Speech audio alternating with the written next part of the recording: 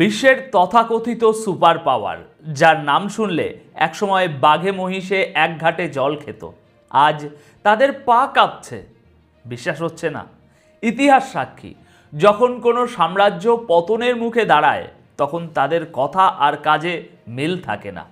ঠিক সেটাই এখন ঘটছে। যে আমেরিকা বলেছিল ইরানকে মাটির সাথে মিশিয়ে দেব, সরকার বদলে দেব, আজ সেই আমেরিকাই বলছে না ভাই, সরকার বদলানো আমাদের উদ্দেশ্য না। কেন এই ডিগবাজি? আজকের এই ভিডিওতে আমি আপনাদের এমন কিছু খবর দেব যা শোনার পর আপনি বুঝতে পারবেন জিওপলিটিক্সের দাবার বোর্ডে আসল চেকমেট কে কাকে দিচ্ছে।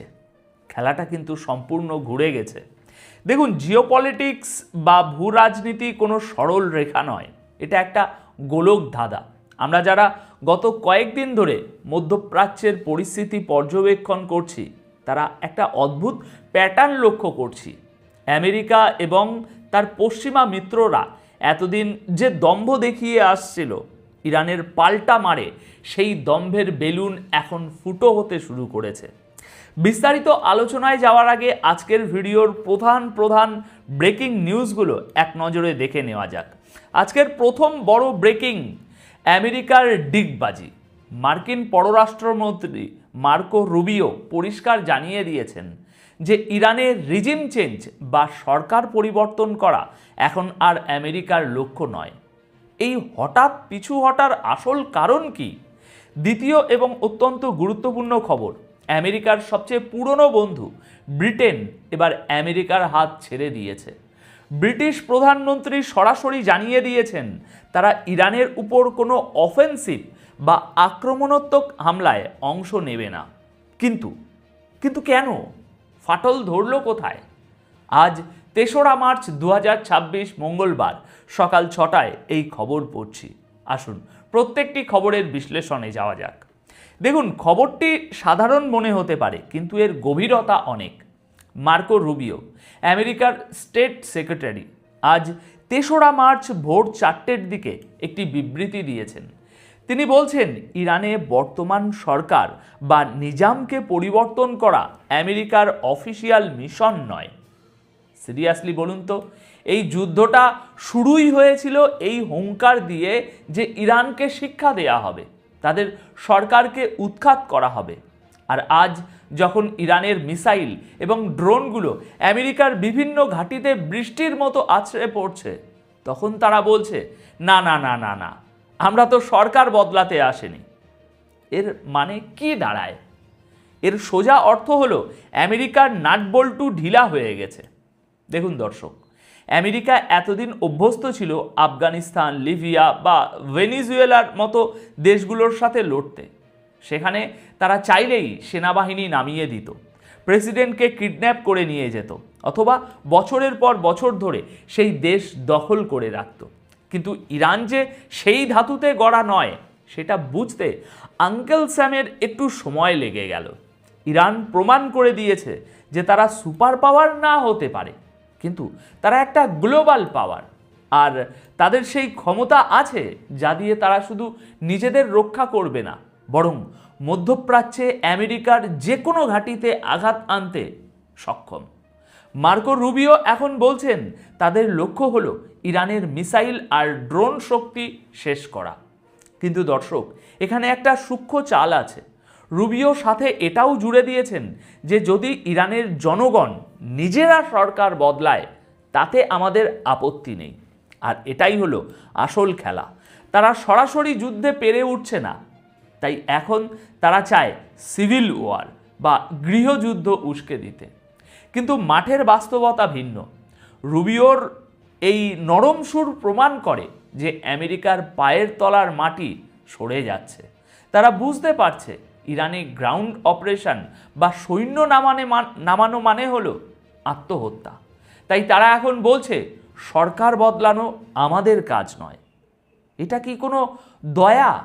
মোটেও না, এটা হলো অপারগতা। যখন বাঘ শিকার করতে গিয়ে দেখে শিকার পাল্টা কামড় দিচ্ছে, তখন বাঘও দুপা পিছিয়ে আসে কৌশল বদলানোর জন্য। আমেরিকা এখন ঠিক সেই অবস্থায় আছে। তবে সাবধান, রুবিও কিন্তু একটা হুমকিও দিয়েছেন। তিনি বলেছেন সবচেয়ে বড় এবং কঠিন হামলাটি এখনো বাকি আছে। এর মানে কি? তারা কি জাপানের মতো নিউক্লিয়ার অপশন ভাবছে, নাকি কার্পেট বম্বিং? যাই করুক না কেন, ইতিহাস বলছে আকাশ থেকে বোমা ফেলে কোনো জাতির মনোবল ভাঙা যায় না, যদি না সেই জাতি ভিতর থেকে ভেঙে পড়ে। আর ইরান, তারা তো এখন আরও বেশি ঐক্যবদ্ধ। এবার আসি দ্বিতীয় খবরে। এটা আমেরিকার জন্য একটা বড় চাপেটাঘাত। জিওপলিটিক্সে একটা কথা আছে, বিপদের বন্ধুই আসল বন্ধু। কিন্তু আমেরিকা দেখলো বিপদের সময় তাদের সবচেয়ে পুরনো বন্ধু ব্রিটেন পিটটান দিয়েছে। ব্রিটিশ প্রধানমন্ত্রী কিয়ার স্টারমার ডোনাল্ড ট্রাম্পকে কার্যত হতাশ করে দিয়ে বলেছেন আকাশ থেকে বোমা ফেলে সরকার বদলানো যায় না। ব্রিটিশ পত্রিকা দ্য গার্ডিয়ান এবং দ্য হিলের রিপোর্ট অনুযায়ী ব্রিটেন পরিষ্কার জানিয়ে দিয়েছে তারা ইরানের বিরুদ্ধে কোনো অফেন্সিভ বা আক্রমণাত্মক যুদ্ধে জড়াবে না। তারা কেবল ডিফেন্সিভ বা আত্মরক্ষামূলক অবস্থানে থাকবে। অর্থাৎ যদি ইরানের মিসাইল ব্রিটিশ কোনো ঘাঁটিতে আঘাত করে তবেই তারা জবাব দেবে। কিন্তু আমেরিকা বা ইসরায়েলের সাথে কাঁধে কাঁধ মিলিয়ে ইরানে হামলা করতে যাবে না। কেন এই সিদ্ধান্ত? একটু ভেবে দেখুন। ব্রিটেনের এই সিদ্ধান্তের পেছনে আছে ইরাক যুদ্ধের ভূত। ইরাক যুদ্ধে আমেরিকার মিথ্যে তথ্যের ভিত্তিতে জড়িয়ে পড়ে ব্রিটেন যে মূল্য দিয়েছিল তাদের জনগণ আজও তা ভোলেনি। ব্রিটিশ এমপিরা পার্লামেন্টে দাঁড়িয়ে বলছেন আমরা যেন আবার আমেরিকার লেজুর বৃত্তি না করি। ব্রিটেনের এই সরে যাওয়া প্রমাণ করে যে পশ্চিমা বিশ্বে বা ওয়েস্টার্ন ব্লকে বড়সড় ফাটল ধরেছে। এতদিন আমরা জানতাম আমেরিকা যেখানে, ন্যাটো বা ব্রিটেন সেখানে, কিন্তু এই যুদ্ধে আমেরিকা একা হয়ে পড়ছে। যখন আপনার নিজের টিমমেট আপনাকে বলে বস এই রিস্ক আমি নেব না, তখন বুঝতে হবে আপনার লিডারশিপ এবং যুদ্ধের যৌক্তিকতা নিয়ে প্রশ্ন উঠছে। আমেরিকা এখন একা, আর একা হয়ে পড়া আমেরিকা আরও বেশি বিপজ্জনক, আরও বেশি বেপরোয়া। এবার তৃতীয় পয়েন্টে আসি, এবং সত্যি বলতে এই অংশটি নিয়ে কথা বলতে গেলে আমার নিজের গলা ধরে আসে, কিন্তু সাংবাদিক হিসাবে, একজন বিশ্লেষক হিসাবে সত্যটা আপনাদের সামনে তুলে ধরা আমার দায়িত্ব। যুদ্ধ মানেই ধ্বংস আমরা জানি, কিন্তু যুদ্ধেরও তো কিছু নিয়ম থাকে রে ভাই, তাই না? গত 28শে ফেব্রুয়ারি আমেরিকা এবং ইসরায়েল মিলে ইরানে যে হামলা শুরু করে, সেখানে টার্গেট করা হয়েছিল একটি এলিমেন্টারি স্কুলকে। হ্যাঁ, ঠিক শুনেছেন, কোনো সেনাঘাঁটি নয়, কোনো মিসাইল লঞ্চ প্যাডও নয়, একটি স্কুল যেখানে ছোট ছোট মেয়েরা পড়াশোনা করছিল।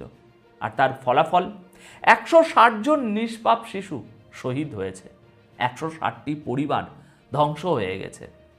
ক্যালিফোর্নিয়ার গভর্নর গ্যাভিন নিউসাম, যিনি খোদ আমেরিকার একজন বড় রাজনৈতিক ব্যক্তিত্ব, তিনি আজ প্রশ্ন তুলেছেন আমাদের বোমাগুলো কেন স্কুলের বাচ্চাদের মারার জন্য ব্যবহার করা হলো। আমেরিকার ভিতর থেকেই এই প্রশ্ন উঠছে। কিন্তু আমার প্রশ্ন হলো, আমাদের তথাকথিত মেনস্ট্রিম মিডিয়া বা গদি মিডিয়া আজ কোথায়? ইরানে যখন হিজাব ইস্যুতে কোনো আন্দোলন হয়, তখন এই মিডিয়াগুলোর ঘুম হারাম হয়ে যায়। তারা নারীর অধিকার, নারীর স্বাধীনতা নিয়ে বড় বড় বুলি আওড়ায়। কিন্তু আজ যখন 160 জন ছোট ছোট মেয়েকে, যারা হয়তো ভবিষ্যতের ডাক্তার, ইঞ্জিনিয়ার বা শিল্পী হতে পারত, তাদের ছিন্ন ভিন্ন করে দেয়া হলো, তখন এই মিডিয়াগুলোর মুখ কেন কুলুপ দিয়ে আটা? তারা কি ফিমেল ছিল না? তাদের কি বাঁচার অধিকার ছিল না? আমি ইন্টারনেটে সেই ছবিগুলো দেখেছি। সারিবদ্ধভাবে ছোট ছোট কবর খোঁড়া হচ্ছে মেশিনে। আমার নিজেরও একটা মেয়ে আছে। দেখুন দর্শক, হিপোক্রেসি বা ভণ্ডামির একটা সীমা থাকে। আমেরিকা বলে তারা ইরানি জনগণকে মুক্ত করতে চায়। এই কি তাদের মুক্তির নমুনা? 160টি শিশুকে পৃথিবী থেকে মুক্ত করে দেওয়া, একে আপনারা জাস্টিস বা ন্যায় বিচার বলেন? ছি, ধিক্কার জানাই এই তথাকথিত সভ্য সমাজকে, যারা শিশুদের লাশের উপর দাঁড়িয়ে রাজনীতির দাবা খেলে। এখন সবশেষে এটাই বলবো, পৃথিবী পাল্টাচ্ছে, আমেরিকার সেই একক আধিপত্যের দিন শেষ। ইরান প্রমাণ করেছে আপনি যদি বুক টান করে দাঁড়ান তবে সুপার পাওয়ারও পিছু হটতে বাধ্য হয়। ব্রিটেন প্রমাণ করেছে অন্ধ আনুগত্যের দিন শেষ। আর 160টি শিশুর মৃত্যু প্রমাণ করেছে এই যুদ্ধের আসল চেহারা কতটা কুৎসিত। আপনাদের কাছে আমার একটি প্রশ্ন, আমেরিকা বলছে তারা ইরানি জনগণের ভালোর জন্যই এই যুদ্ধ করছে। 160 জন শিশুকে হত্যা করে কি সেই ভালো করা হলো, নাকি এটা পরিষ্কার যুদ্ধ অপরাধ? কমেন্ট বক্সে লিখুন আপনাদের মতামত। দেখা হচ্ছে পরের ভিডিওতে আরও কোনো তপ্ত জিওপলিটিক্যাল বিশ্লেষণ নিয়ে। ততক্ষণ পর্যন্ত চোখ কান খোলা রাখুন। ধন্যবাদ আপনাদের সকলকে।